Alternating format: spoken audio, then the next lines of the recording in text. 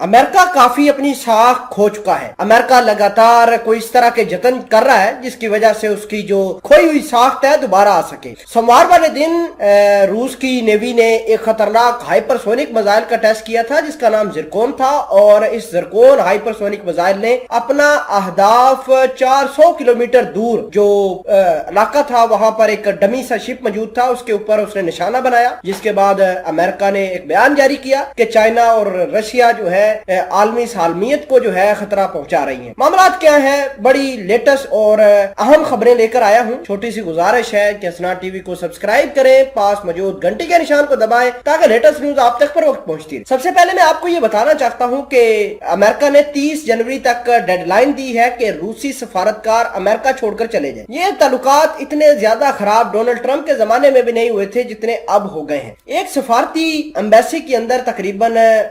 900,000 کے قریب عملہ ہوتا ہے۔ اب روس کی دیکھیے کہ 200-250 کے قریب سفارتکار رہ گئے ہیں جن کو 30 جنوری تک ملک چھوڑنے کا امریکہ نے الٹیمیٹم دے دیا ہے۔ دوسری جانب رشیا نے بھی امریکہ سے سفارتی تعلقات توڑ دیے ہیں اور 28 نومبر کو انہوں نے سارے کے سارے امریکہ کے سفارتکاروں کو نکال کر امریکہ واپس بھیج دیا تھا۔ اب رشیا نے اپنے شہریوں کے لیے ایڈوائزری جاری کی ہے کہ وہ کوئی بھی امریکہ کی طرف نہیں جائے گا، امریکہ کے ساتھ کسی قسم کا کوئی ٹریڈ نہیں کرے گا۔ اس طرح کی ڈیولپمنٹ نکل کر سامنے آ رہی۔ دوسری جانب رشیا نے مشرقی اور مغربی یورپ دونوں کے اوپر ہی جنگ مسلط کرنے کی کوشش کی ہے، اور امریکہ کی جو نائب صدر ہے کملا ہیرس، انہوں نے کہا ہے کہ روس جو ہے وہ لگاتار مشرقی یورپ کے ساتھ ساتھ فوجی تعینات کر رہا ہے۔ ان کا اشارہ پولینڈ کی طرف تھا، پولینڈ کے اوپر بھی جنگ کے بادل منڈلا رہے ہیں۔ ناظرین گرامی، اسی بیچ جو ہے اطلاعات یہ آ رہی ہیں کہ رشیا نے خطرناک ٹینک کا تجربہ کیا ہے، اور یہ اس وجہ سے نئے نئے ہتھیاروں کا ٹیسٹ رشیا کر رہا ہے تاکہ یورپ کے اوپر زیادہ ہیگمنی بنا سکے۔ ابھی تک اس ٹینک کے بارے میں مکمل ڈیٹیل تو نہیں آئی، لیکن اتنا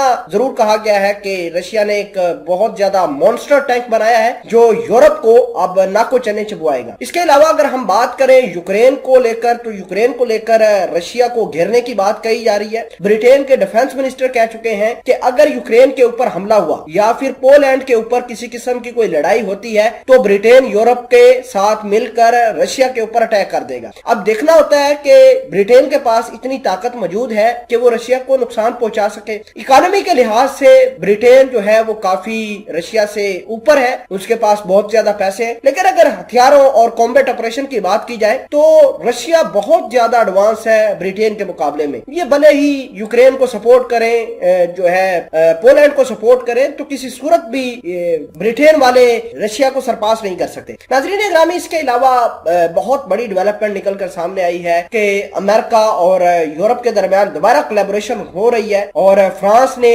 رشیا کا ساتھ دینے کا فیصلہ کیا ہے کہ رشیا کے صدر پیوٹن کے ساتھ صدر میکرون کی 1 گھنٹہ 45 منٹ لمبی بات چیت ہوئی ہے، اور مختلف موضوعات کے اوپر بات چیت ہوتی رہی ہے۔ اس کا مطلب یہ ہے کہ یورپ خود پھٹ گیا ہے، یورپ کے اندر، یورپی یونین کے اندر دراڑ آ گئی ہے، کیونکہ امریکہ نے جب سے فرانس کو جو ہے اوکس ڈیل سے باہر نکالا ہے اور خود آسٹریلیا کو بہت سارے اس نے سب میرین دینے کا فیصلہ کیا ہے، تو فرانس کافی نالا نظر آتا ہے یورپی یونین سے۔ اور اطلاعات یہ آ رہی ہیں کہ آسٹریلیا جو ہے، آسٹریلیا کے اندر امریکہ اپنے فوجی اڈے بنائے گا تاکہ وہ چائنا اور رشیا دونوں کو یہاں پر بیٹھ کر کنٹین کر سکے۔